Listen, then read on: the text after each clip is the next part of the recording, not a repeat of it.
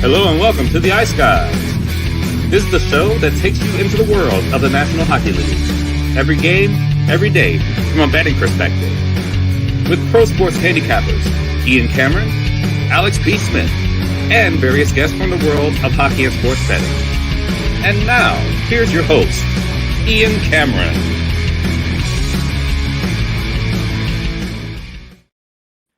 Welcome to the Ice Guys, presented by Boston Hemp Inc. Thursday, April 11th. Ian Cameron, Alex B. Smith, and Matt Robinson ready to break down a Thursday NHL card. This is the second to last Thursday of the regular season. Of course, the regular season wraps up 1 week from today, and we have a 10-game NHL slate to go through today. First and foremost, great show yesterday.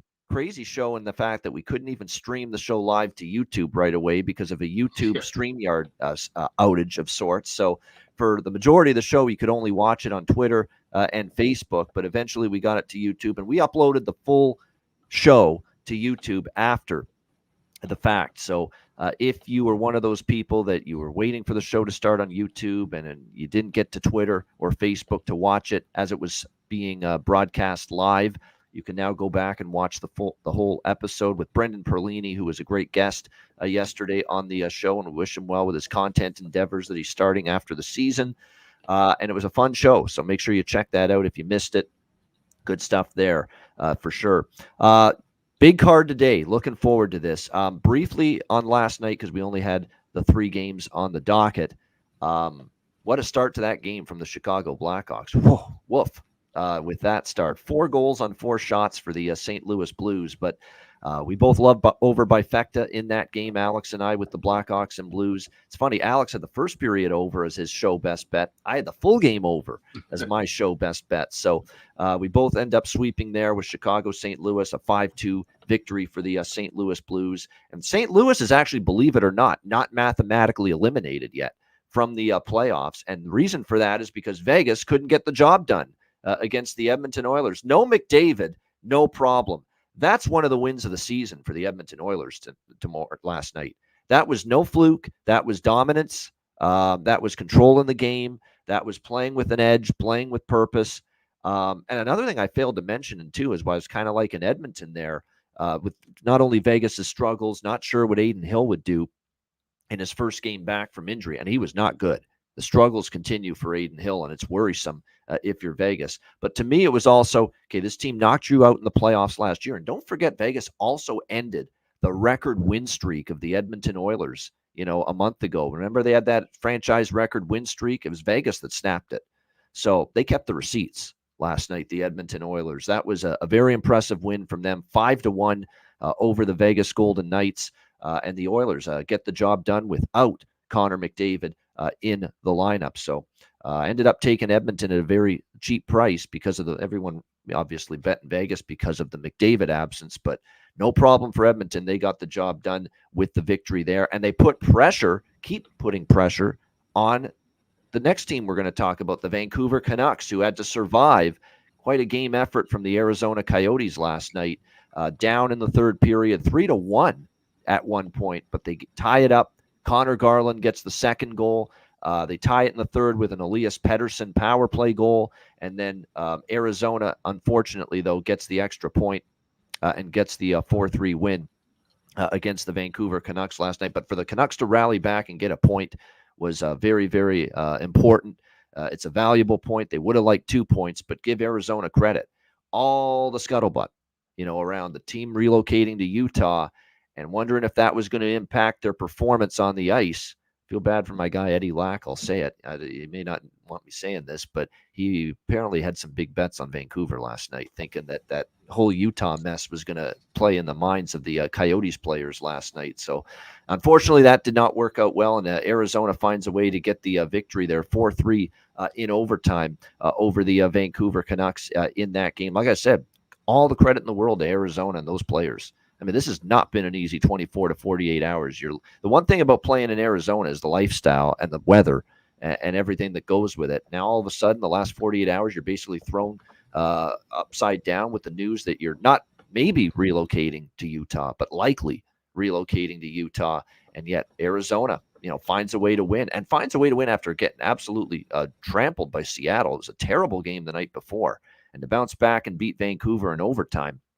Hell of a job and a show of resilience by the Coyotes. Alex, your thoughts on what we saw Wednesday night? Yeah, we can start with that game. If you get a notice saying you're going to be leaving the Phoenix metro area for possibly Salt Lake City, Utah, that could definitely make you feel some kind of a way. But they were able to kind of, like I said, weather the storm, beat a good Canucks team that's just still struggling, going through the motions right now. They need full Thatcher Demko back in time for game one, round one. Otherwise, this is going to be a serious problem. As people say in the chat, this could be a one and done spot. This team is only going to go as far as Demko takes them. And I know the offense has been great. It's been a solid season for them. Great turnaround. Tocchet, more than likely a Jack Adams winner. But they got to get things rolling, and it's got to start in the back end between the pipes. Casey Smith's not going to be the answer moving forward. Seelovs will not be the answer in a playoff series. They need Demko back and full and rested and ready if they want to make a run there. So that's their biggest issue.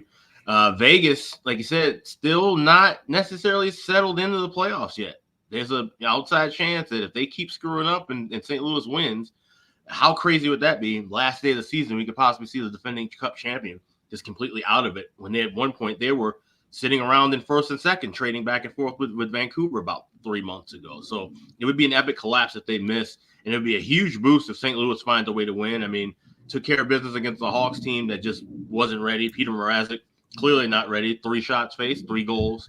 Arvid Soderblom, first shot faced, first goal. So the Hawks, probably don't want to bet on anything Hawks related the next 3 or 4 games for them as they wrap up the season. Yeah, no doubt. Now, I have come up with a little sing-along. Now, we always, do a little song. We do Jake Neighbors, of course. Won't You Be My Neighbors? We can go on and on. Hungry Knives for Matthew Knives. I've come up with one for Arturs Shilovs, actually, the Latvian netminder for Vancouver. Only Canadians are probably going to know this one, though. The band 5440, one of their big hits was called Sheila. Don't she loves happy? Well, no one's happy right now with the Vancouver Canucks and their performance last night. Certainly their fans aren't. A valuable point lost, obviously, in overtime against Arizona last night. Matt, what was the betting night like for you? What was the hockey night like for you last night on that Wednesday slate? Yeah, so overall betting was pretty solid for me. I had the over in all 3 games, including the over in the Vancouver-Edmonton game at 5.5. So obviously, all 3 of those hit. I did have the bifecta on Blackhawks Blues, and I had the bifecta on Golden Knights Oilers. So that was a miss. But overall, 4-1 on totals bets. Can't complain with that.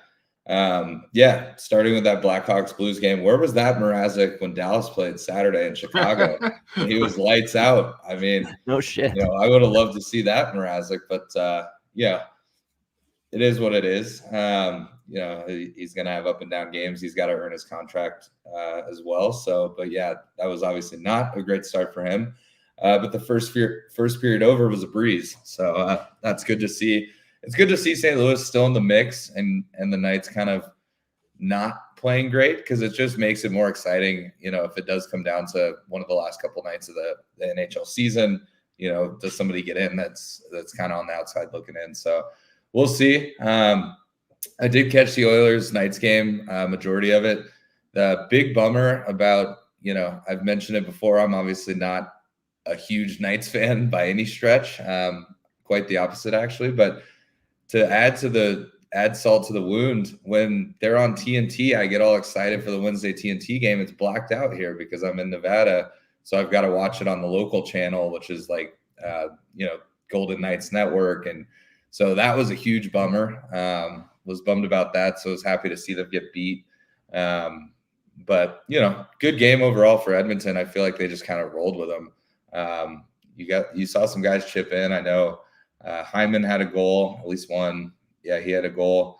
But yeah, it was a good game overall. And then didn't catch the front half of that Coyotes Canucks game, but tuned in the third. And bummer to see the Coyotes kind of collapse a little bit and take it to overtime. But what an exciting overtime. You get a penalty shot that no goal, and then the Coyotes go down and score. So, yeah, I mean, I saw it all over Twitter. IceX was, very blunt about it, but I'm in the same boat. I think even with Demko, I don't know if I see Vancouver getting out of the first round, even if they're the top seed in the Pacific. Without Demko, I almost wonder if it'll be a sweep, whether they end up playing, Nashville, Vegas, LA, whoever ends up in the spot that will play the Canucks. I don't know. They look all out of sorts. I mean, it was good that they battled back and got the point, but you're saying they might get swept. Wow, that's really not giving them much of a prayer. Against LA? Wow. LA, the team I think gets swept at this, especially if they play Edmonton. That's interesting too. LA is, as a Dallas fan, LA would be the ideal matchup. I'd rather play LA than a Nashville or a Vegas. Yes. So maybe that was a bit of a stretch, but I just, I think without Demko, I don't know. Yeah. In the playoff, LA is the one exception, but any other team in the West, even like a St. Louis, I don't know. They look out of sorts. To lose in overtime at home against a Coyotes team that found out that they were potentially moving to Salt Lake City literally day of game or day before game, that's, kind of inexcusable. But, it's a long season. It's one game. So I just don't think they look like they're in good form heading into the playoffs. But yeah, overall, solid Wednesday night. We've got a pretty big card tonight with 10 games. So looking forward to that. And yeah.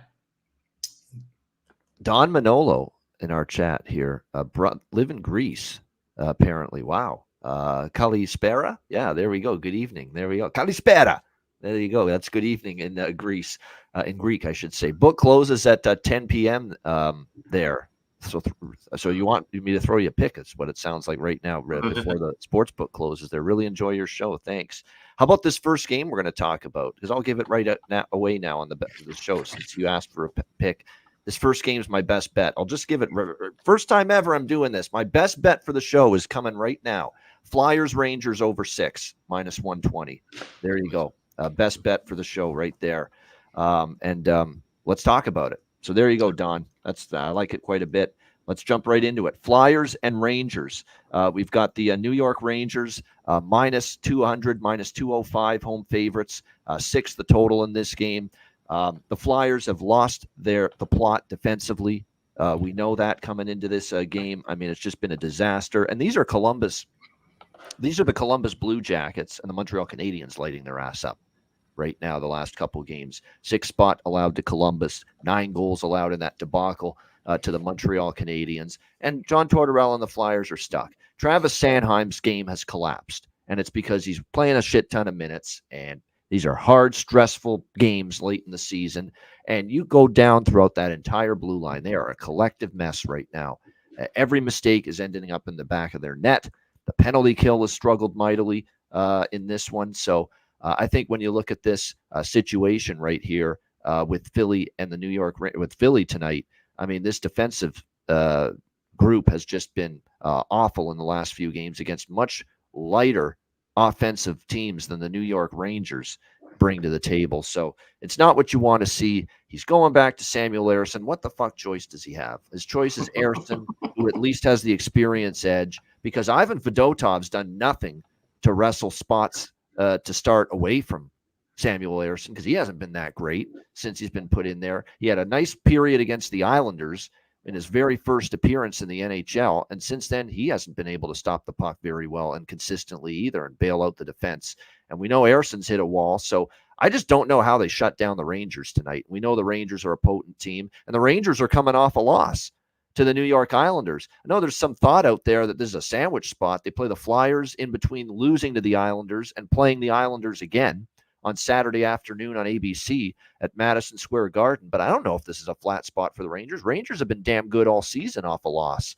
I think they're going to end up playing well here tonight, scoring goals. That being said, I do think Philadelphia offensively is at least capable. They did score 3 against Montreal. They can score some goals. They've shown that ability, and they get a break tonight in that Jonathan Quick and Igor Shesterkin is not in net for the Rangers. It'll be Jonathan Quick for the Rangers instead tonight. So this was a very obvious and very straightforward thought for me to go over 6 here in this game, minus 120, and just the full game.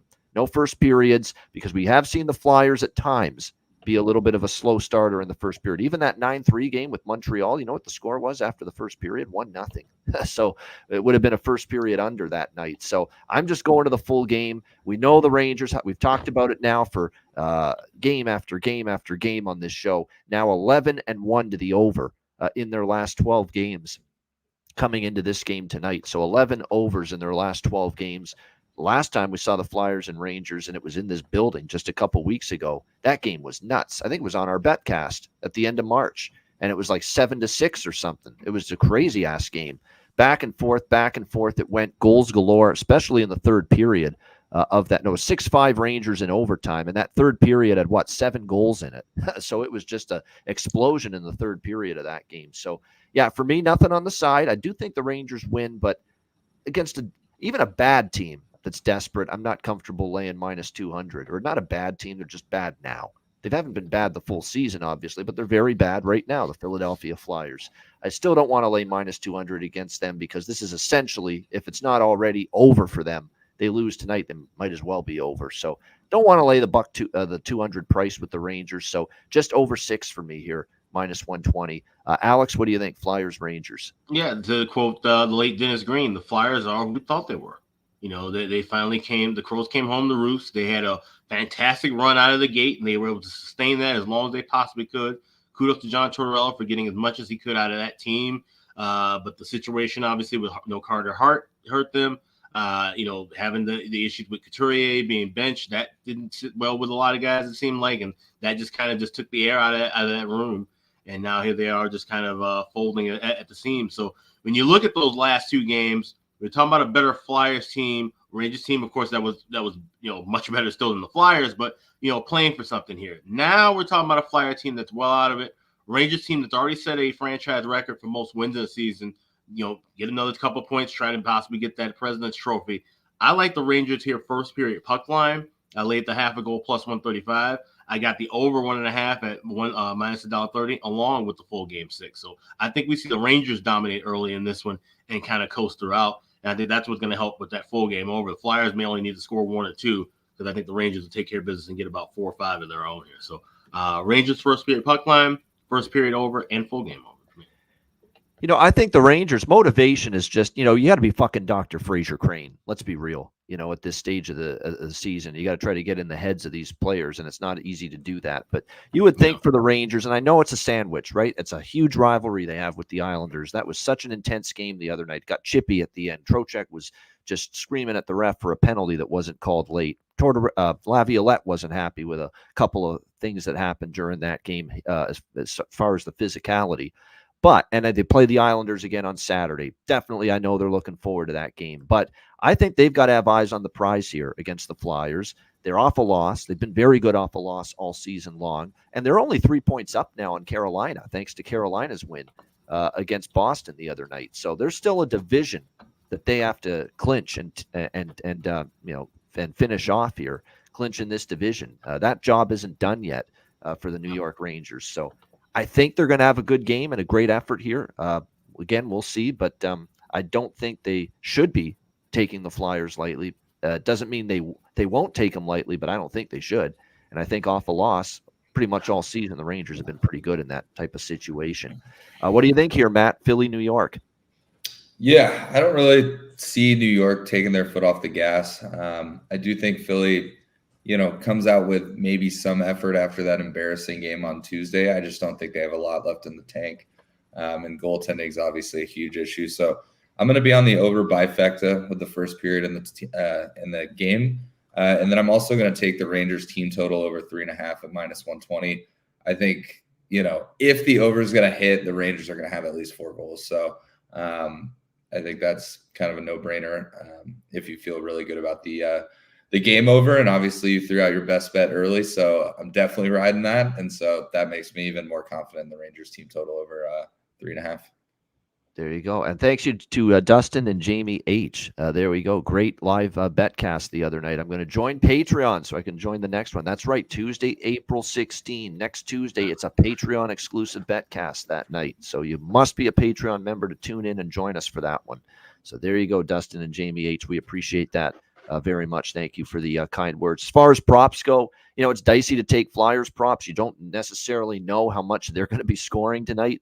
But I think with Quick and net, they can at least contribute a little bit. And if I'm going to look at anyone, I would for props, it would be Forster, and it would be maybe Owen Tippett. And Frost is up on the power play 1 tonight, so maybe he gets going. And then for the Rangers, Panarin, Trocheck, Lafreniere's got to be someone you look at for props right now. He's been absolutely terrific lately for the New York Rangers for sure. So those are good prop options on their side. All right, Ottawa, Tampa Bay. Next up, we've got the Lightning -170 home favorites, 6.5 the total here in this game. The Lightning are in one of these spots. If you look at the standings right now, they're in one of those can we really advance and can we really drop down zones? And that the answer right there is they probably can't move up and they probably can't move down too much either. They've got 95 points. They're 6 behind Toronto for third in the Metropolitan Division. Nobody's catching them as far as the first wild card is concerned. They look like they're locked into the first wild card, Tampa Bay. So I'm not rushing to lay $170, and especially much less so with Matt Tompkins in net. And he has been confirmed as the starting goalie here for the Tampa Bay Lightning here in this game. I'm going to sprinkle on Ottawa money line and team total split small. I mean, I worry about this for Tampa. And plus, Anthony Duclair's not playing. And John Cooper used the term, he could play if it was a playoff game.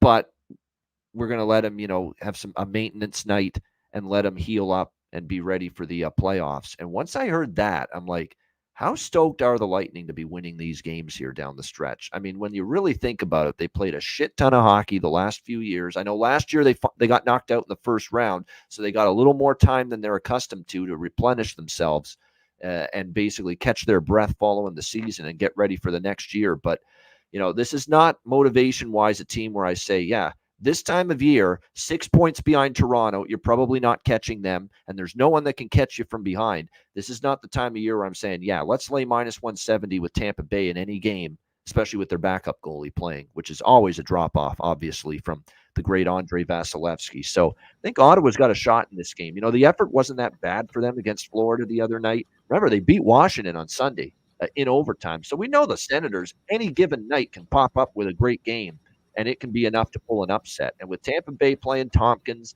and with Tampa Bay resting Duclair, and with Tampa Bay not being able to advance or drop down, this is basically play out the string type of the part of the season for them, in my opinion. So I'm going to sprinkle a little Ottawa +150, little team total over 2.5, -140. And I'm also going to go over bifecta here. Because Tampa Bay long-term over first period has been just tremendous for them. I've lost track of the exact, something like, 21-5. It's something like that. It's or 19-5, 20-5, something like that.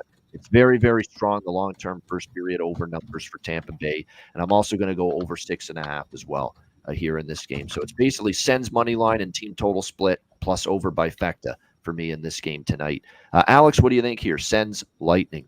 Yeah, the run is 19-5 to the first period over the line. There you go. I was Tampa Bay Lightning. And that's the only play I have. I grabbed a little bit of that in pocket now at -$1.45. That was earlier today. Now it's $1.50, $1.55 everywhere. Even FanDuel has $1.50. So this is one you want to wait and grab about 2 to 3 minutes into the contest. Don't wait for plus money. You're waiting to grab just $1.20, $1.25. So that's the way I'm playing that. Also, like both teams to score at +150. Like I said, it's Matt Tompkins. A goaltender we don't trust. Ottawa could come out with something to play for at least a little bit early. If they're going to have any energy, I trust them early. I don't trust them to give you a full 60-minute effort at this point. But it seems like it to be a little dicey. So I'm not on the full game over 6.5. Certainly not looking at Ottawa plus money or anything like that. I'm just saying what first period looks. First period over and both teams. Yeah, no doubt. I like I said, over bifecta and a little Ottawa money line team total over sprinkle. Now, they may not be as locked in to win this game, Tampa Bay, because of where they are in the standings. Like I said, it's hard. They can't probably advance and catch Toronto for third in the Atlantic, but they're definitely not dropping down to the second wild card. But that doesn't mean they're focused on. That's why I like the overs tonight. That doesn't mean they're not focused on things offensively. And the focus is get Kucherov the puck and let him work his magic because he's trying to win a Hart Trophy. So whether it's over 1.5 points, you can ladder it maybe, consider over 2.5 points. with Kucherov. I just take a shot with over 2.5 points because you got to lay a price now on over 1.5 points with Kucherov. You might as well just take a shot at the plus money for over 2.5 points for Nikita Kucherov, because this team will do everything humanly possible to get him his points as much as possible to try to win this very tight Hart Trophy race that's ongoing with him and Nate McKinnon and Connor McDavid. I honestly think McKinnon's going to win it, but don't tell that to Nikita Kucherov. He's still going to think, hey, I'm in this race, I'm in this fight, so I've got to keep on piling up the points here offensively down the stretch. So the over 2.5 points for Kuch still interests me. And how do you not with the way he's playing right now? Sorelli's a good look, but especially Steven Stamkos. I mean, he is just he is a hotter than a fire pistol right now for this team. Just he's been absolutely tremendous. Nick Paul always scores against his old team, the Ottawa Senators. So Cuban Wayne Gretzky, I'm with you on Nick Paul. Nick Paul, Stamkos, Kucherov over points, 2.5 points. Sorelli a little shot. And Nick in the chat said yes. Matthew Joseph for Ottawa. He used to be with the Tampa Bay Lightning, another former player angle. He's been scored 4 goals in 5 games against his old team, and I could see that coming through again tonight. Matthew Joseph for the Ottawa side of things to be able to find the back of the net tonight. Good prop game. I was gonna say, yeah, this is one spot too. We talked about that last goal prop with guys like Kucherov. I'm seeing plus 850 at FanDuel for him to be the last goal scorer of the game. So that's something to keep in mind. Yeah, definitely. All right, what do you think here in this one, Matt? Ottawa, Tampa Bay. Yeah, these are always the toughest games for me to bet when you've got a playoff team that's kind of locked into a position and then a team that's super out of it. There's not really a ton of motivation either way, which does make me lean over. Typically, those games are offensively good. Teams still want to score on the power play. For Tampa, you've got Kucherov that's still in the hunt. I agree with you that I think it's going to end up being McKinnon, unless Kucherov has 6 points in each game of the next 3 games or something wild. But they are going to try and keep him in the mix. So I also kind of lean Tampa team total over 3.5. But yeah, I think for me, I may jump on that first period over. Alex, you mentioned kind of the streak that's going with that, but that'll really be it, because I just don't. I mean, Ottawa could win this game 4-1, and I wouldn't be that shocked.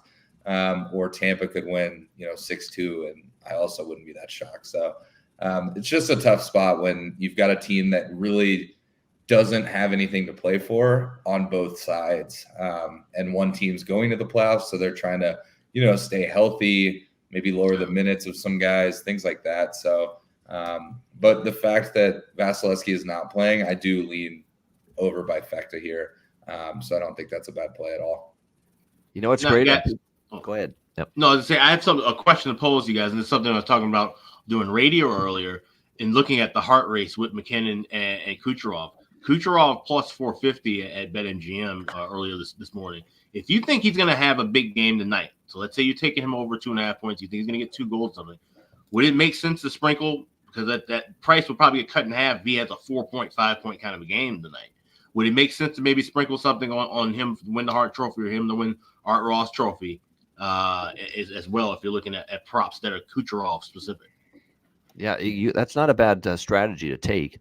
I think he could have a hell of a finish to the season, and I think I'd still give it to Nathan McKinnon. I just would. I think because Nathan McKinnon's been, and the thing that hurts Kucherov is so much of his damage has been on the power play.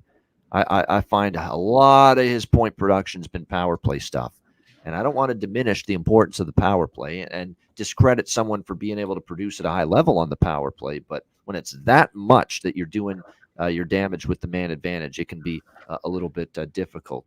Matt, did you have an answer to that question?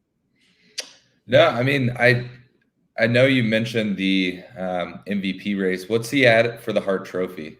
Because obviously that's plus probably 450. low odds. Yeah. Where McKinnon's minus 500. Sorry. What does he have for the Art Ross? Because obviously he's got to be the favorite for that, because he's in the lead points wise currently. Yeah, that right? I have to look up and see. I'll get back and have to circle back and look at that. Yeah, because right. I think that obviously is a good look, but I just don't think the payout's really there. Minus 750. Yeah, McKinnon plus 450. So vice versa. If you think McKinnon with the Hart Trophy, if you like that and you can't get in, I'm obviously not gonna lay minus 500 on that. you can maybe take a shot that he tries to make a run down the stretch and catches up to points. Yeah. I mean, I definitely think it's worth a look because, again, I think, I think everyone leans McKinnon right now, but if Cooch has, let's say, 3, what do they have? How many games left? 3 to 4 points in every game in the remainder and wins the Art Ross by 10 points, then do you have to kind of consider maybe, a Hart Trophy? But yeah, it's a toss up. I mean, I think from what I've seen, they're all deserving in some way, shape, or form. They are. Yeah. Yes. No. Yeah. There was an article today that was special. Yeah. There was an article today that was like, if this is a normal year, Panarin's right there in the mix for the Hart Trophy, but there's just been too many good players that, he's not even. Sidney Crosby. Sidney Crosby's numbers are like 175-1 still, which seems absurd with the fact that what he's done for that team, especially if they're able to find a way to make the playoffs. Like I said, I still think that might be worth a shot. He should be a finalist. And if you give me 175-1, and now I have that ticket as one of the final 3, I can now do something with laying a big price on a Kucherov or McKinnon the other way and lock in some kind of profit. So that's just the kind of idea that was just spinning in my head when we were talking about that earlier today. So. Yeah, definitely. It's good discussion because you're right. At the end of the season, you've got to look for these spots where there's incentives and there's certainly awards and trophies on the line and there's races. I mean, it's amazing the incentive that can give to players. I'll just say one more thing before we move on to the next game. Brock Faber still plus 1,200 available.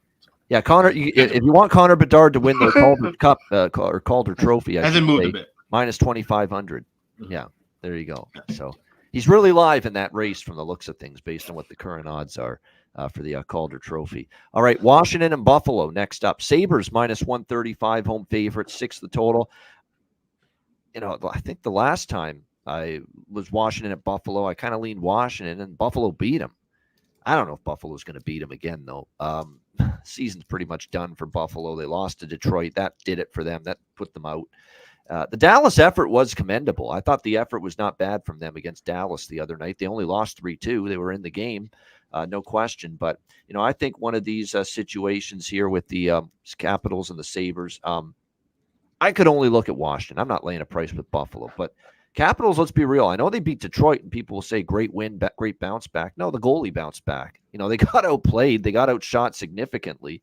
And the chances are, if they don't play better tonight, Buffalo could beat them, on home ice, if Buffalo's got any kind of spirited effort in them here tonight in this game. It is one of your final home games. Don't you want to at least, kind of send the home fans happy maybe? But for me, it's a lean to Washington, but there's a part of me that says if they're going to rely on Lindgren as much as they did against Detroit the other night, they got to play better. Simple. You cannot win that way night in and night out with your goalie standing on his head and you getting basically outchanced and outshot almost double and expect to win hockey games consistently. The Lindgren had a magical of magical nights. That's not the way to win in the National Hockey League, night in and night out. So we'll see if Washington can step it up. Certainly they have everything to play for. Buffalo's out of it.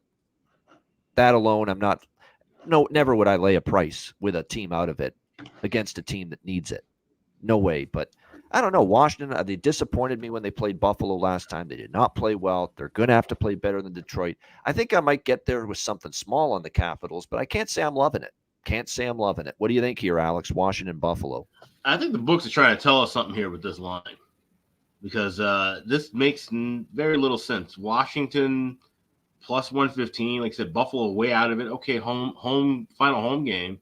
That's still not going to be enough to where I would warrant and see this thing even being kind of tilted in the favor of Buffalo. So I'm taking the draw here. Plus 350 at FanDuel is the best price I'm finding available. This may be one of those close kind of games. This thing, Washington's not putting anybody away in their race. You should have beat Detroit 5-0 the other night to really make a statement. You basically, that's a playoff game for you. You put them out of their misery. You should have really put the screws in. They just couldn't. They couldn't really get that going. And then we saw the goal last second, but Detroit was pressing in the last 3 minutes of that game. This is a game where I feel like Washington, if they are going to step up and show out and get the job done, this should be in a big way. But I just don't trust them. They're not a good team. and they're a team that I think will struggle against whoever they face if they do find their way into the playoffs. So give me the draw plus 250. I think this one's low and slow. Washington maybe ekes out a 3-2 overtime or shootout kind of a victory. I'm so leery of this. That's why I've got a tiny Capitals bet here, plus 115, but it's nothing significant. You know what I'm also going to take, and I just remembered it now. Sometimes it takes me a second to recollect things. This is, we talk about with the Rangers and the Panthers, right? When they play each other head to head, it's just over Palooza. Check out the Washington Buffalo series history. Same thing.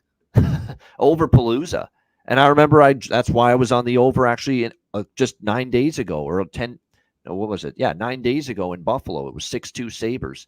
That ended up being the sixth straight head-to-head meeting that's gone over the total between these two teams. I can get at Bet99 in Ontario over 5.5 minus 115. I know it's 6 at most books, but I can get over 5.5 minus 115 at Bet99. I'm grabbing that for a series that's gone over in 6 straight head-to-head meetings.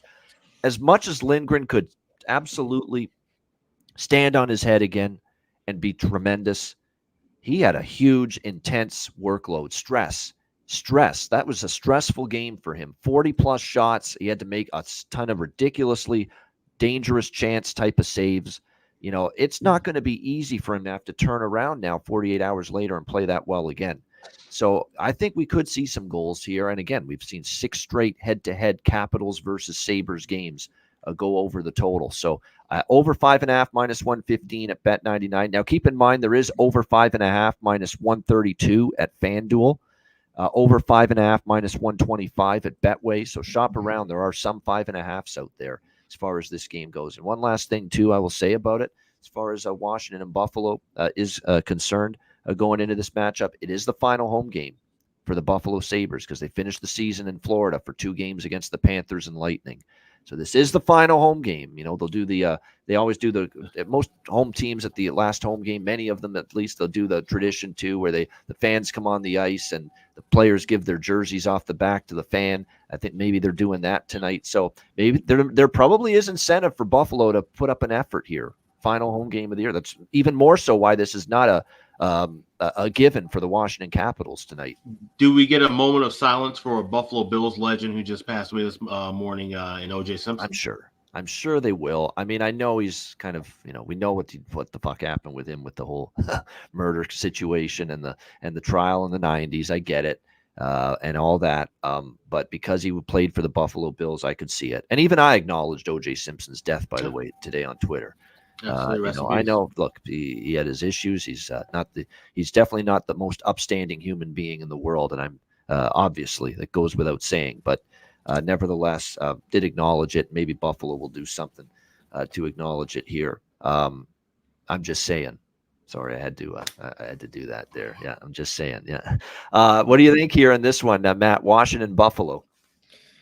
Yeah, this is another one that I sort of consider passing. Given the track record, I think if I find it at over 5.5 or even wait until about 5 minutes into this one, I may jump on that as well. But yeah, I mean, I lean Washington just given that it matters, but it also is Buffalo's last home game. I thought they played well on Tuesday in Dallas. I mean, it's a tough one for me. So I think I'm going to stay off the sides. I could see it being a slower start, so I may even just wait and try and find it live at like over 5. Then on the off chance it's like a 3-1 game, you get an empty net, you push your bet, you don't lose. So, but yeah, I don't really love anything in this. I mean, maybe an Ovechkin goal prop might be worth a look. It seems like when they do score a couple goals, he's got at least one of them. So, yeah, that's probably it for me. Remember, for Washington, even though first of all, must win doesn't equal will win. We've said that. And number 2, they lost 6 in a row, and the win that snapped the losing streak against Detroit, 2-1, Lindgren had to be spectacular. And it's really the only reason they won, because what were the shots in that game? 43-23 for Detroit. So even in the win that snapped the losing streak, the Capitals didn't play well. Okay, the goalie did.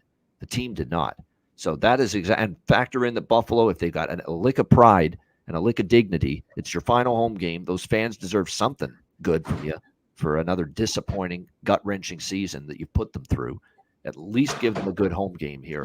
Give them a good final home game performance here tonight. So that's why, it's not a given for the Washington Capitals here in this game tonight. All right, New Jersey and Toronto next up. We've got it's a second of the home and home. They played in New Jersey Tuesday, and now they are in Toronto tonight. We've got the Leafs minus 200, home favorites, 6.5 the total in this game. Look, normally when we see these home and home situations, we see the one team won the first meeting. Sometimes I look at the other side in the second meeting, but not here. I think the writing's on the wall for New Jersey. To be honest, there's been very little improvement in this team since the coaching change, since Travis Green took over after Lindy Ruff got fired. We're seeing that they're sat down and Jack Hughes for the rest of the season. Let him heal up and be ready for training camp. He's out for the rest of the season so he can go through the surgery. Curtis Lazar, Tomas Nosek out of the lineup right now for them. And you saw what happened against Toronto. Yeah, they had a 2-1 lead, but as soon as Toronto tied it, anything that happens bad and negative to the Devils, they crumble. Okay, Toronto tied it 2-2 the other night, and they didn't look back. They ended up winning 5-2 in that game after being down 2-1, 4 unanswered goals. I think if you're Toronto, there's still a lot at stake here. I mean, you could still catch the Panthers. It's not impossible, and you do have to play Florida head-to-head next week. So that can still be done. You're trying to make sure that you're entrenched in, at the very least, second in the Atlantic, which you should be, but you could still move up and catch Florida. It's not going to be easy. You're going to need some help, including from a Columbus team tonight that's not very good. So that could be easier said than done. But I think the Leafs have got the right mentality. They don't look like they're wanting to rest people. They want to go on into the playoffs feeling good about themselves, playing good hockey. And I was shocked to see this, guys. Do you know that tied for the best record in the NHL since the All-Star break is the Toronto Maple Leafs? It's been really something.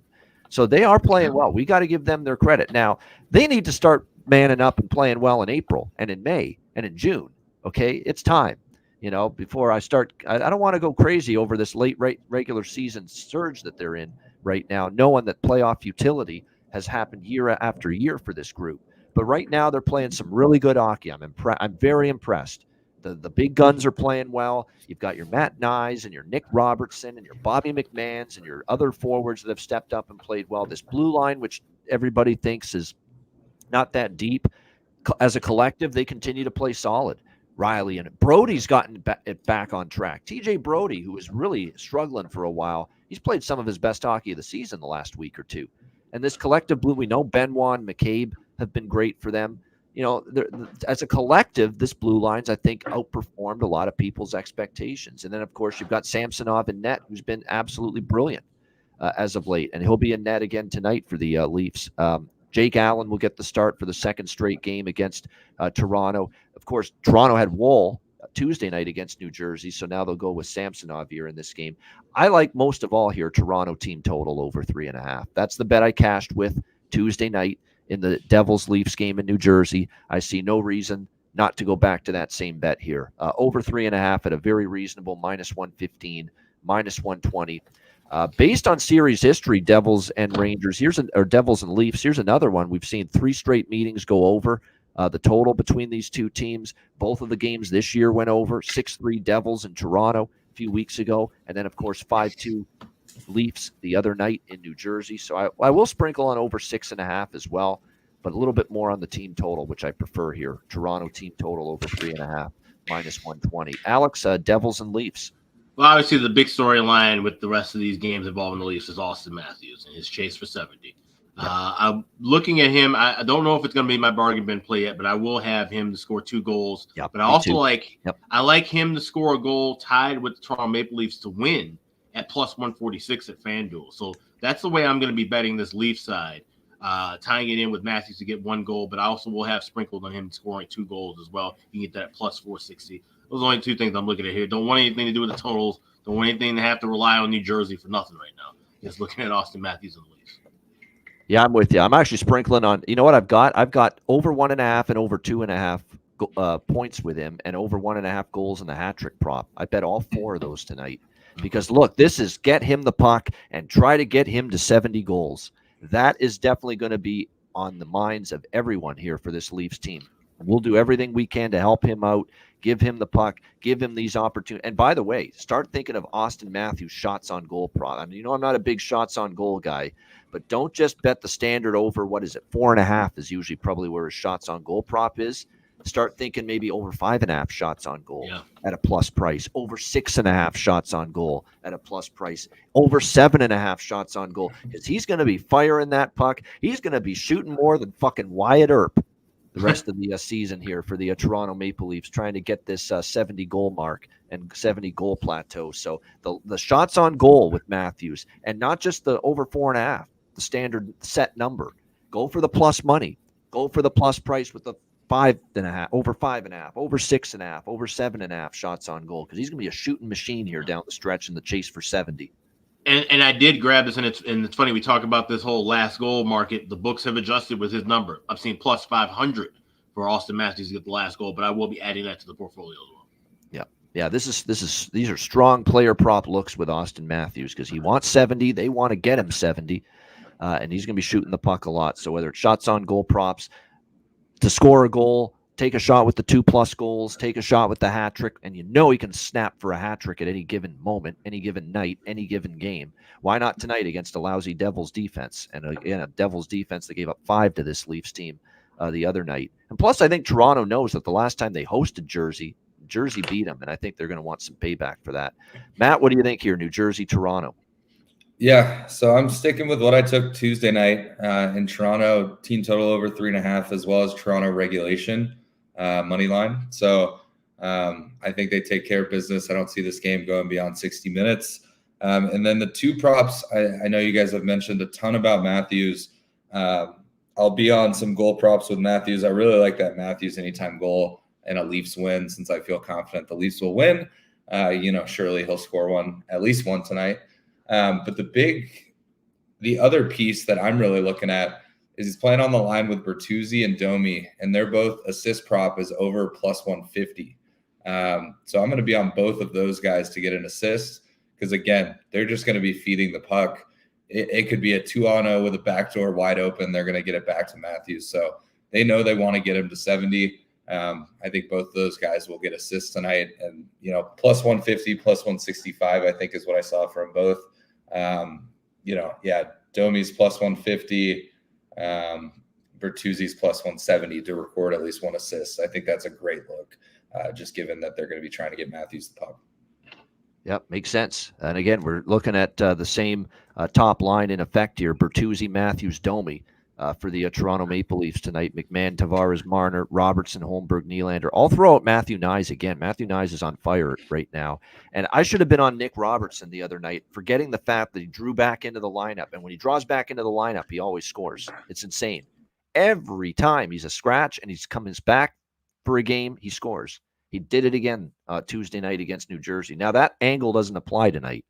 It applies when he is out of the lineup the previous game, and he's back in the lineup the next game. And it's been almost automatic that Nick Robertson has scored in those situations all season long. So the next time he's a scratch and he's back in the lineup, bet him to score a goal, because he probably will.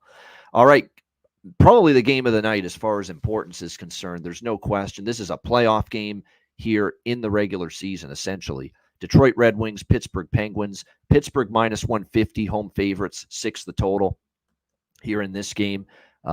I got to be honest here. I laid it with Pittsburgh. Now, I laid a little better price than this. It's up to minus 150 here in this game tonight, but I think the Penguins get it done. They've been good at home. They beat an excellent Tampa team, the last time they were at home. And I worry about Detroit a little bit here tonight as far as, that loss against Washington. That is a hard one to come back from, because you were the better team. You should have gotten the 2 points, and you find a way to lose that game. I think that's tricky. You're going on the road now for this one, and now you're without Andrew Kopp too. And people might yawn and say, "Well, it's Andrew Kopp." Andrew Kopp means a lot. Face-offs, he means a lot. Defensively, away from the puck, he means a lot. Offensively, obviously, there's other players for that, but the other side of the puck, defensively, and of course, face-off prowess, you're going to miss Andrew Kopp. And you're going to miss. And anytime you miss a starting center, you're going to be hurt down the middle a little bit if you're Detroit. So without Andrew Kopp, we're now looking at Larkin, Comfort, Veleno, and Austin Zarnik's got to draw into the lineup. So it hurts your center ice depth a little bit. For a pivotal game like this, that may hurt Detroit a little bit. Nedeljkovic in net here for the Penguins. You've got that. Not only is Nedeljkovic, playing well, and he's deserved to keep running with the net. He's given Pittsburgh a chance to win every single night, but this is a former team of his, the Detroit Red Wings. He'd like to beat them. There's no question about that. So I like Pittsburgh here. I got -145. It's -150. It's a little north of that. If you want to cut down the juice, you could do Pittsburgh in regulation, Pittsburgh -1. But I don't want to screw around with regulation here. I don't. I'm going to go because what I did actually is Pittsburgh -145, and I sprinkled on the draw because I could easily see Pittsburgh winning in overtime or a shootout. I think Pittsburgh wins, but I think it's just as likely it could be overtime or a shootout as it is regulation. So that's my approach here. Pittsburgh -145 and a little piece of the draw here in this one as well. And this is probably the one game where I'd be leery of an over because Detroit, they tightened the screws against Washington. It was a very cagey game with so much on the line. Pittsburgh with Toronto the other night was lower scoring, stayed under. This is one where I wouldn't feel so good about betting an over. What do you think here, Alex? Detroit, Pittsburgh. Not so fast on that draw. I like Pittsburgh here, and I got them in regulation. I laid $1.10 earlier. All right. I still like that all the way up to $1.20. I think the Wings are cooked. I think they're done, and Pittsburgh at home takes care of business early. And I definitely like to play early. I like the first period over. I laid 130 with that. We've seen 8-1 last 9 meetings. Just looking back at just the last 4, 3-0, 2-0, 1-1, 3-1 when these two teams played back on St. Patrick's Day. This is definitely a game where I think the Penguins jump out early and often against Detroit, and they should be able to get this done in 60. Yeah, there's more money for me on Pittsburgh than the draw, obviously. So if Alex's premonition is correct here and his bet is correct here with Pittsburgh in regulation, I won't cry about it. That's for sure. Because Pittsburgh wins the game, it'll be profit for me because obviously there's more on that for me than the draw in this game. As far as props go, look, Crosby goal, Crosby over 1.5 points. Raquel, Malkin have been heating up lately, and I'm going back to the well. That was so frustrating against Toronto. I had Pittsburgh, they lost the game, but I had Michael Bunting, bargain bin, plus 320 to score. He had like 8 chances against Toronto Monday night. He had a million chances to score. He was all around the net without actually scoring a goal and putting it in. He did everything but score, Michael Bunting against Toronto the other night. So Michael Bunting's got to be a prop consideration as well. For Detroit, Larkin and Kane. Larkin and Kane are the only guys I trust right now offensively, consistently. You haven't gotten much from the depth forwards. Daniel Sprong's not doing as much. You're not getting as much punch from those guys. It's really been Larkin and Kane carrying whatever offense Detroit's had. So if I'm betting Red Wings props, probably starts with those two. What do you think here in this one, Matt? Detroit, Pittsburgh, huge game. Yeah, this will be an exciting one to watch for sure. I lean Pittsburgh here. I think Detroit's kind of running out of gas. Pittsburgh's, I'm shocked that they're in the mix and that I think that they may end up being that 8 seed in the Eastern Conference, but I just think they're kind of getting the wins they need to down the stretch. And obviously Crosby's been playing lights out. So I lean Pittsburgh here, but I'm going to split it up. I also side with Alex on the fact that I think they win in regulation. So I'm going to put a little bit on Pittsburgh regulation money line and a little bit on Pittsburgh team total over 3.5, which is even money. I think this could very likely be a 4-2 type game, push on the total, but Pittsburgh getting that 4th goal, maybe it's an empty net late in the third, but I think Detroit will have some fight. I don't see a guy like Larkin just rolling over and dying. He's going to want to give them a chance, but I just think Pittsburgh's the better team at this point in the season. All right, good stuff there, indeed. All right, very good. I did want to mention, too, I forgot to mention this with the Devils and the Leafs game earlier. 7 straight first period overs for New Jersey. So I'm actually going to make that an over by Fecta in that Devils-Leafs game, not just the full game over. So just want to clarify that. It's going to be over 1.5 and over 6.5 for me with the Devils and the Leafs. Again, 7 straight first period overs for the New Jersey Devils. Solid plus money look potentially too, with it only being around $1.35, $1.40. Yeah, Yeah, absolutely. All right, Columbus and Florida next up. Florida, huge favorites here, minus 400, minus 410, home favorites, 6.5, the total in this game. By virtue of Boston's loss to Carolina, Florida's win against Ottawa the other night, Florida's actually still not dead yet for the Atlantic Division. Now, it's going to be tough to catch Boston and get that division, but it's still not they're not mathematically eliminated from being able to win the division, and they still need to worry about Toronto behind them because Toronto plays Florida head-to-head. So if you're Florida, there's reason to win here. There's reason to keep everybody playing, and it looks like other than the injured guys, Ekblad and Verhaeghe, everyone's good to go for Florida. Sergei Bobrovsky is starting in net. We've talked about all the injuries for Columbus. Bean, Boquist, Shinikov, Fantilli, Jenner, Merzlikins and Tarasov are both out, their top two goalies. And now, someone that's been an offensive dynamo for them since they got him from Pittsburgh, Alex Nylander, lower body injury. He's a game-time decision tonight. So now the question is going to be, where do you turn to if you're Columbus in this game as far as an offensive standpoint is concerned? It looks like it'll be Jet Greaves or Malcolm. We haven't got a confirmation in net for Columbus, but it'll be either Jet Greaves or Malcolm Subban. Greaves has been starting most of the games with Tarasov and Merzlikins out. Subban got into the game against Carolina on Sunday. He actually didn't play that bad, Subban against Carolina, because it could have been a lot worse in that game. We'll see how he fares here. Here's another team. We talked about Jersey with the first period over streakers. Florida is another one all of a sudden. Their last 5 games entering tonight have all gone over in the first period. So they're 5-0 to the over in the first period. That's what I like here. I like over 1.5 in the first period. I lean full game, but this is one where I like the first period more. What do you think here, Alex? Blue Jackets, Panthers. 5 straight first period overs for Florida. 8-1 the last 9 meetings. Florida has absolutely dominated this series as well. So give me Florida and the Columbus first period over 1.5 minus $1.40. That's a great price. I love that play. There, loves it. Blue Jackets and Panthers over 1.5 in the first period. Yeah, 8-1 run in the series, and 5-0 to the over for Florida in the first period in their last 5 games. And by the way, if you're looking at head-to-head, that's why I still think to be honest, the full game over might still be a solid way to go too. 8-1-1 to the over in the last 10 meetings. That's the full game over, and the scores 5-2, 5-4, 7-0. You had one game that stayed under at 4-0, and then the others were 5-3, 6-3, 8-4, 9-2. I mean, you've just had crazy high scores, high-scoring games with Columbus and Florida. What do you think here, Matt? Blue Jackets, Panthers. Yeah, it's an over-by-fecta game for me. Obviously, heavily lean Florida, but not laying $400 on it to win 100. So even the team total over at 4.5, I like that.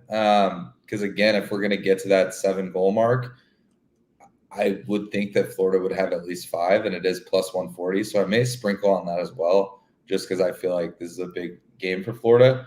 And as you mentioned, unlike the Tampa game, Florida can still move, in the standings. I think they know that Toronto can catch them. They know Toronto has a very winnable game against New Jersey tonight. So I think Florida knows they have to win this, and they don't want to leave it to chance. So I love the first period over because I think Florida gets at least 2 goals in the first period. If Columbus chips in with a goal, great. We're closer to that game over. So I like a lot of goals here. So we'll see. Yeah, you know what I'm going to do too? I'm going to take a small shot too as well, and adding the Panthers team total over 1.5 in the first period at a nice, plus 200. Pretty good price there that you can find with that at a couple books. And again, this is what I cashed with Carolina against Columbus on Sunday, and they jumped 2 goals in the first period. And that's why in the over 1.5, there's no both teams to score for me, because I could definitely see a scenario where it's 2-0 Florida after the first period in this game tonight. So we'll add a little Panthers first period team total to the mix as well. All right, Montreal Canadiens, New York. Oh, by the way, Voronkov's the one guy I may take a shot at with props for Columbus, because he's centering the top line tonight with all the injuries. He's moving up. Dmitry Voronkov for the Columbus Blue Jackets. And then for Florida, and for them, Tarasenko with Barkov and Reinhart might be worth a look. He's a pest. He gets under your skin, but tell you what, Nick Cousins 2 goals and 3 points in the last 3 games, and he's playing on the second line now for Florida. So Nick Cousins, believe it or not, making it happen offensively, actually playing hockey instead of causing shenanigans. So there you go for him. And Sam Bennett's starting to heat up too for Florida, maybe look in that direction too. All right, Canadians, Islanders. Islanders minus 220, home favorite, 6 the total here in this one. Gosh, it would be so Islanders to beat the Rangers, huge win, and come back and shit the bed. I wouldn't put it past them. I'm not laying minus 220 with them. I know that. Can Montreal take advantage is the question. Montreal, very impressive performance the other night against Philly, but a lot of that was a wretched Philadelphia Flyers team playing that poorly. But I just know one thing. Just when you start to get excited about the Islanders, sometimes they pull the rug out from under you, and they'll just all of a sudden lose a game they shouldn't. I still think of that New Jersey game weeks ago. You know, they had that huge win against Winnipeg, very good Jets team, took the Jets apart on a Saturday afternoon, and then they played Sunday against the Devils, and they got shut out by Kokkonen. I'll never forget that. I'll never forgive them for that, too, because I actually took the Islanders that day, and I was so angry. I was so livid. I'm like, I let this team, off of one good game, con me into thinking that they were going to go on some kind of consistent run, and they didn't. And that's why I want 0 part of minus 220 tonight with the New York Islanders. 0 part. And the one thing about Marty St. Louis' group, the effort's been there every night, win or lose.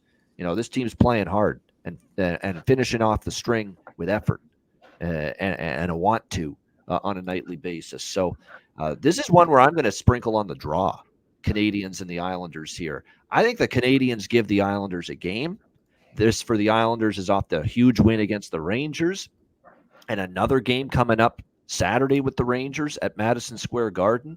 I think Montreal makes this a tough 2 points to get for the New York Islanders tonight. Give me the draw here in this one. We're back to the to Draw Island. We're back on the Thailander Express tonight here with the Canadians and the Islanders. Alex, what do you think here? Montreal, New York Islanders. Yeah, I'm just looking at that price because this was going to be a pass for me, but at $3.90, yeah, that's worth taking a stab at. So I'll be on the draw there as well. But that's the only thing I like. Other than this, it would have been a complete pass of a game. Like I said, Islanders are one of those hard teams to trust. Certainly, you can't trust them laying this big of a price. And said the Habs hang around and play tough and make it close. So if you wanted to go a little deeper, maybe try to get two correct score. I looked at that more than 3-3 or 4-4. I don't see goals galore here. So that's something to just maybe sprinkle extra, but definitely in the draw at plus 390. Yeah, I think it's a solid look. And again, the Islanders do not give a damn if the Canadians get a point here, of course. And every point now, because the Islanders are, of all the teams battling their asses off to make it in the Eastern Conference in the playoffs, the Islanders are in one of the better situations right now. Even just 1 point tonight, it's like it's worth its weight in gold. Even just getting 1 point tonight, even if you lose an overtime or a shootout. So that is why the onus is going to be, if you're the Islanders and you're in a 2-2 or 3-3 game late in the third, they're not going to fuck up that point that they've got in the bank with, taking too many risks late in regulation in the third period. So every point is valuable. So I think the draw is very live tonight in this game.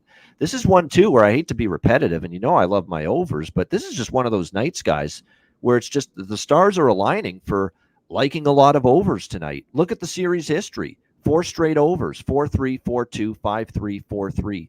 The 4 straight head-to-head meetings. Canadians have gone over in 4 of their last 5 games as well. So over for the total for me as well, if I'm betting that.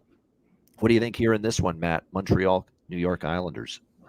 Yeah, so I don't really like the draw in this one. I'm going against you guys just because in their last 10 games, they've only had one game that wasn't even a puck line game, whether it's win or lose. They've had a lot of 9-3, 5-3, 7-4, 5-2 type of games. And I do think they're playing strong. I mean, they have a nice win this month against a Florida team, that obviously was struggling there for a week. We offered you a ticket to Draw Island, Matt, and you're turning us down. That's not right. Yeah, no draw. Yeah. I think it's going to be a pass game for me.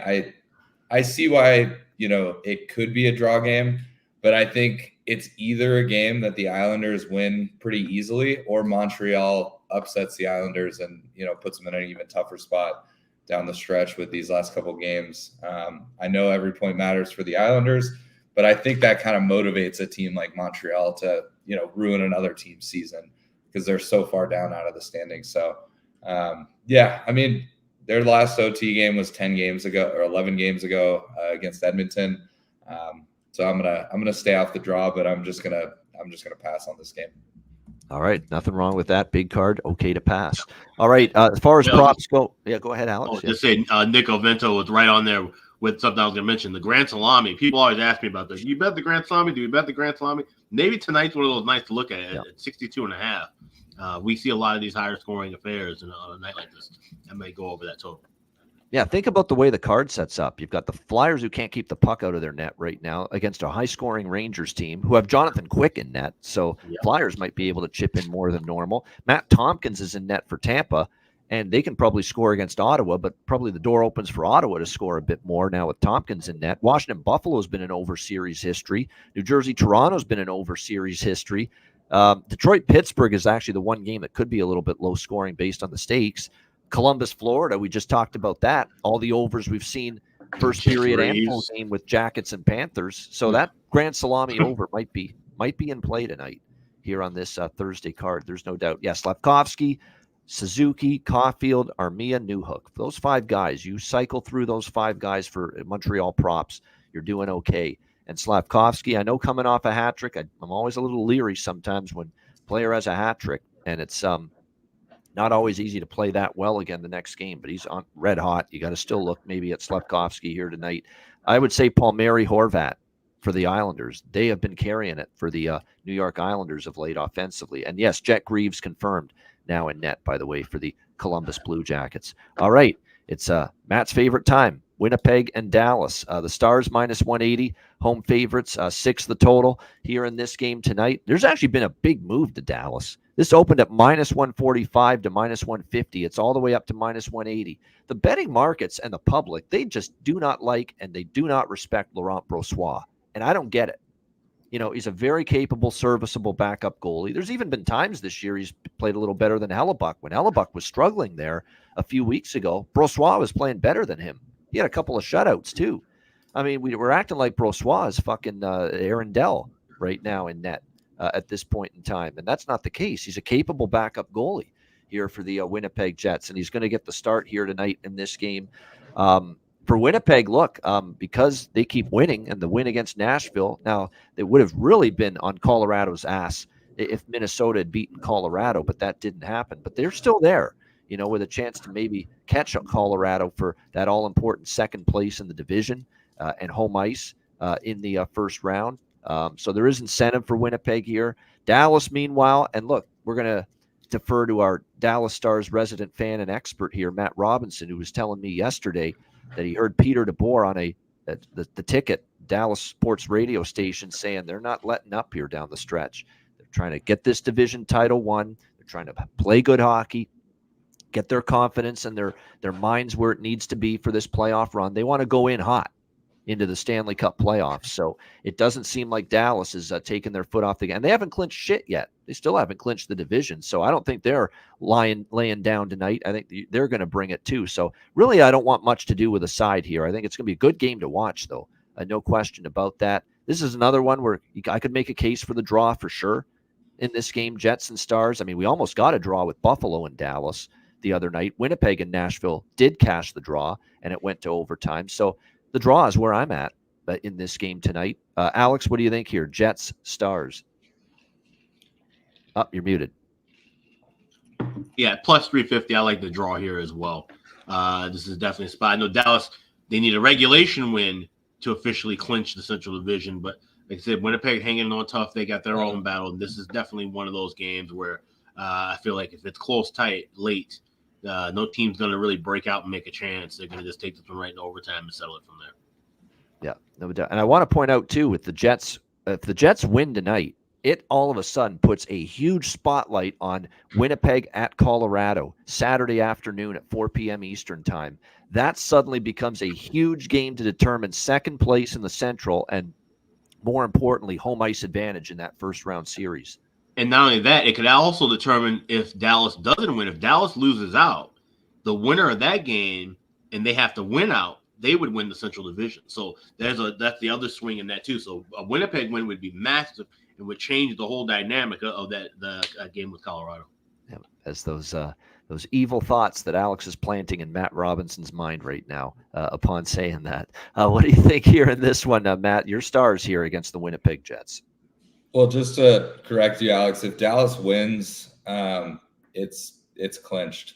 They'd have 111 points, and neither team could get to that with the last 3 games. So regulation win would do it then. Or a shootout win, or overtime, or a shootout win tonight for Dallas would. Yeah. Any That's kind what I meant to say. Any win, gotcha. it doesn't have to be regulation. So Dallas could win. Like for the draw purpose, Dallas could win in overtime, and they've clinched. All right. I like the draw. Yeah. Yeah. I was telling Ian, obviously about DeBoer talking on the ticket. Before hearing that, I was definitely not going to bet Winnipeg. I'm not going to step in front of a 9-1 Dallas team in the last 10. But I was leaning towards Winnipeg because I kind of figured they'd, maybe give some guys some shifts off. But he sort of like made a joke like, oh, what do they call it in the NBA? Ha, load management. Yeah, we don't do that here. Like he wants to win. He wants to keep giving them a chance for that President's Trophy. At the very least, lock up the Western Conference home ice through the Western Conference Finals. So I lean Dallas, but Obviously, I have a little bias there. What I will say is this is not a game I'm going to be lighting up the props. Like, I don't think Dallas is going to run away with anything. I think this will be a really good game. I was surprised to see Hellebuck not get the start. I know he had a huge workload on Tuesday night. I think he had 45 saves. So I get it. Keep him fresh for Colorado is, I think, what Rick Bowness is thinking. Yep. This is game 3 of a 4-game road trip for Winnipeg. I know they need the points. But it's sort of one of those spots that I think similar to, Dallas and Chicago before that Colorado game. I know it's not a back-to-back, but I feel like Winnipeg might be overlooking this game and more focused, hey, if they get one of these 2, they want that Colorado game because it's a 4-point swing. So I don't know. I'll jump on Dallas money line in regulation just as a hopeful Stars fan. But I wouldn't say to ride that with me. I am on the first period over. That's a bet I do like here, especially with Hellebuck not playing. I agree that Brossoit, or however you pronounce his name. That's right, Brossoit. You got it. Yeah, he's had some great games. But I think Dallas is going to come out hot. And I'm never opposed to saying that the other team's going to score in the first period on the Stars. They love giving up that first period goal. But I think they also try and pocket one in the first. So I love the first period over here. That's a true guy bet. And then my bias, hoping that they clinch, I'll be on Dallas money line and Dallas regulation, and maybe a sprinkle on Dallas team total, which I know didn't hit on Tuesday night. So maybe they get a couple more lines rolling tonight and get over that 3.5, because I think it was pretty good odds when I looked. So may jump on that. But yeah, definitely not a night where there's 15 Stars props that I'm taking. I think this will be a good game. I'm excited to watch this game, and I could see it kind of going either way. So hopefully Dallas clinches the Central tonight, but I wouldn't be surprised at all if Winnipeg wins in regulation, and then clear my calendar on Saturday. I'll be watching that Colorado Winnipeg game because that'll be an exciting one. So. It will be. There's no doubt. As far as props go, Ben, Wyatt Johnston, why not? Those are the 2 that we keep rocking with, both of them. The captain, Jamie Benn, Wyatt Johnston for Dallas. And for Winnipeg, Gabe Vilardi. He just keeps on clicking right now. He's getting it going again for the Winnipeg Jets. And definitely I think he is someone to keep riding right now with the player props on their side. And that's really good news come playoff time for the Jets. They need Gabe Vilardi's offense, and they need that production from him, and he's starting to deliver it. Once again right now for the Winnipeg Jets, right at the perfect time of year. I do want to mention, if you like overs in this game, I would target more a first period and or second period over, and be careful of the full game. Dallas is 7-2 to the under in their last 9 games, believe it or not. Full game unders, 7-2 the last 9 Dallas Stars games, and 3, I believe, straight head-to-head meetings with Winnipeg and Dallas have gone under for the full game as well. So that's why I think Matt's right. If you're more so a first period, if anything, if you're going to look in that direction for goals tonight between the Jets and the Stars. All right, next up, we've got playing for exercise. San Jose Sharks, Seattle Kraken. We've got Seattle minus 250 home favorites. The total here 5.5. These kind of games are always dog or pass. So by default, it's San Jose or nothing. But for me, it's going to be nothing. I mean, I don't want to take anything here really between these two teams. Certainly not minus 250 with Seattle. No way, no how. So by default, I lean San Jose, but not going to bet it. There's other stuff that I like more on this card. I'll sprinkle a little on the over 5.5 because you're talking about two teams, roll the puck out, playing for exercise. Nothing more than that. What do you think here, Alex? San Jose, Seattle. Yeah, Devin Cooley confirmed the net for San Jose. So give me first period over 1.5 minus $1.15. Playing that small, and then also playing small the over 5.5 minus $1.15. Yeah, there are some decent props. Shane Wright's one of them, no doubt. Cuban have to. Shane Wright's been awesome. You got to look in his direction right now. He's making a case to be a full-time NHL player next year, coming out of camp with Seattle. I think he's finally showing the offensive upside we thought. We know he can be a good, sturdy defensive player as well. And clearly, the work that has been done with him down at Coachella Valley this season has helped him out because he definitely looks like a different and a better player now than he did earlier with the Seattle Kraken. And you're right, Zetterlund, Eklund, they are all feeling it right now for the San Jose Sharks, who have actually shown some offensive capabilities of late. So I don't hate those props either. And yes, for Seattle, they're still without, it looks like for this game tonight, Jared McCann. Well, actually, they're game time decisions. They might actually, one or both may return, Dunn and McCann. So keep your eye on that. Joey Decord confirmed for Seattle. And as Alex mentioned, Devin Cooley in net for San Jose, who is coming off that tremendous win the last time out he had against St. Louis, his first NHL victory. Doesn't mean he's going to get his second in a row tonight. So I'd be careful. This is still a guy that's been, his numbers down in the AHL were pedestrian. Let's just put it that way. What do you think here, Matt? San Jose, Seattle. Yeah, this is going to be an over by Fecta game for me as well. Obviously, the 5.5 play. I love the 5.5 play on two teams that are out of it. Again, they're playing for exercise, but some of these guys, especially specific to San Jose, are going to be playing for contracts next year. They don't want to go back to the minors, even though they basically played on an AHL team most of this year, just with an AHL schedule. And then, if you can find a goal prop for that Graf kid, I think he's been playing well for San Jose. He's still looking to pocket his first one. I think that's a decent look. But yeah, no sides here for me. I almost lean San Jose if Cooley wasn't playing, but he got that first one under his belt. So I think they go on a little skid and lose out the rest of the year. I have a buddy that is a huge Sharks fan, and he predicted, like he sent me the text the other day. He predicted that they would finish the year at 18 wins, which is what they're currently at.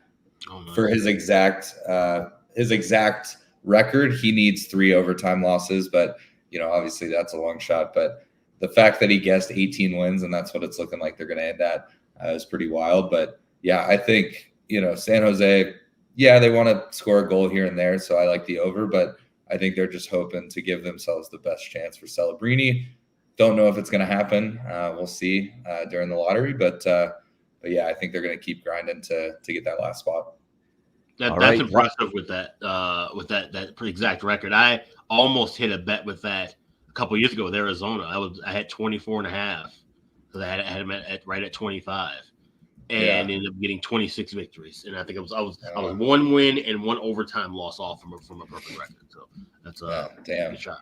Yeah. There we go. Good stuff indeed. All right, final game of this Thursday NHL slate. Calgary Flames, Los Angeles Kings, LA minus 190, home favorites, 6 the total in this game. Remember early in the season, LA got off to this great road start. The road record was phenomenal, and the home record stunk. This month, or the last 30 days, it's kind of flipped. LA kind of sucks on the road lately, but at home, they've been very good. That's the way it's been here down the stretch. You look at LA on the road, since beating Vancouver on March 25th, they lose at Edmonton, they lose at Calgary, they lose at Winnipeg. They barely beat San Jose, a very unimpressive win, and then they lost in Anaheim the other night, 3-1. But at home, they beat Vancouver 6-3, Seattle 5-2. They beat Tampa Bay in overtime 4-3. They smoked Minnesota 6-0 at home. So this team all of a sudden had a reverse home road dichotomy. Early in the season, they great on the road, sucked at home.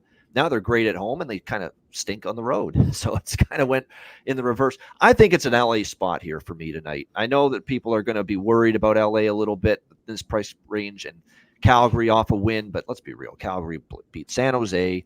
Kind of Dustin Wolf had the family and friends. Alex brought that to attention of everybody on the last show. Nice win there for Calgary. Doesn't mean they're going to win again. And LA lost one against Calgary that I know they weren't happy about in Calgary at the Saddle Dome recently. I think they get him back tonight, and I think they need this one. It's time to stop dicking around and screwing around if you're LA. You got to, get this job done, get your playoff spot clinched here, get your positioning solidified for the postseason, and stop messing around. I think you get a good effort. I'm reading good bet-on quotes from Doughty, from Kopitar, Kempe, a lot of the key players saying, this is the time, this is where we got to ramp up our game to another level, and they weren't happy. They were very, very upset with it, the Anaheim third period the other night. So I think LA steps up tonight, gets the job done. I like them in the first period puck line, -0.5, +152. And I'm going to split it with the Kings in regulation here tonight. No draw for me here. Kings in regulation, split it with that here at -114 at Pinnacle. Alex, what do you think here? Flames, Kings.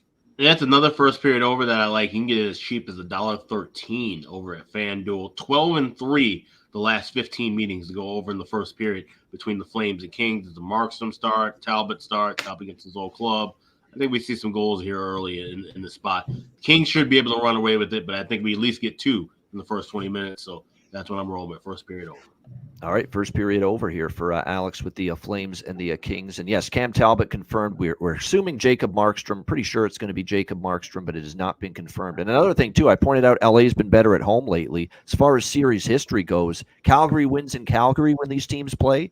LA wins in LA when these teams play. The home team, 6-0 in the last 6 head-to-head meetings here with the Flames and the Kings. Matt, what do you think here? Calgary, LA. Yeah, I'm all over LA in this spot. Obviously, they can clinch a playoff spot tonight. So I'm on LA regulation. I'm on LA team total over 3.5, and then I'm going to jump on the first period over, just given series history. But yeah, I think this is a spot. LA finally gets the X next to their name on the standings.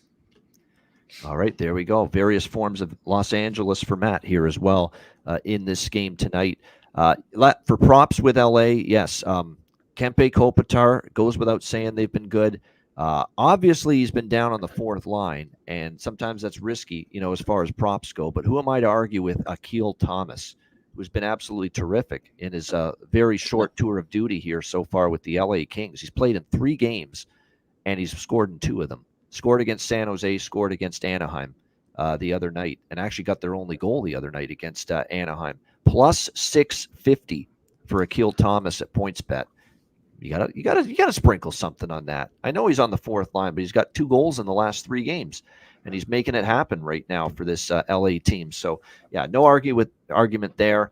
And I mentioned Kopitar, Kempe, always worth a look as far as props go. I would say if you're going to focus on 2 players right now for Calgary, Sharon Govich and Kuzmenko continues to be one of their hotter offensive players at the moment right now, and he's been bumped up to the top line. He's on a really strong point streak as well. 7 straight games with a point for Kuzmenko and 5 goals during that span. And he's had, I think, 6 of the 7 have been multi-point games.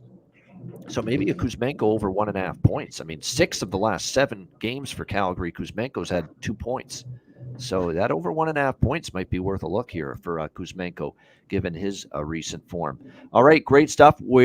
Usually this is the time of the show where we promote, and then we run the Boston Hemp Inc. ads, and we do Bargain Bin Special of the Night and Best Bets. But we're not going to leave you hanging with the Frozen Four. We'll give you a couple minutes here with these 2 games. Denver and Boston, the first of the 2 semifinals in the Frozen Four. We've got Boston U, the Terriers here, about -160, home favorites right now in this game. The total 6.5 across the board.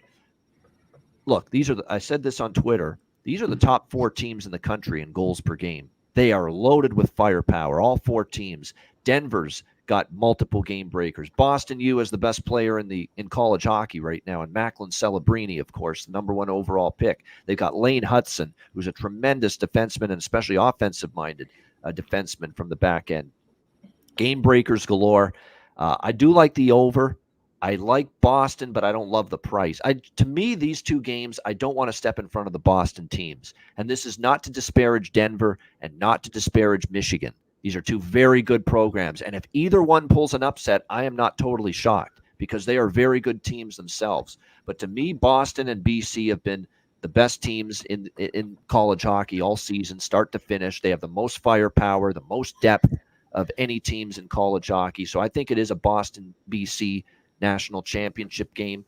But I'm going to do Boston and over 4.5. That's a same game parlay. Boston to win and over 4.5, minus 125 in this game.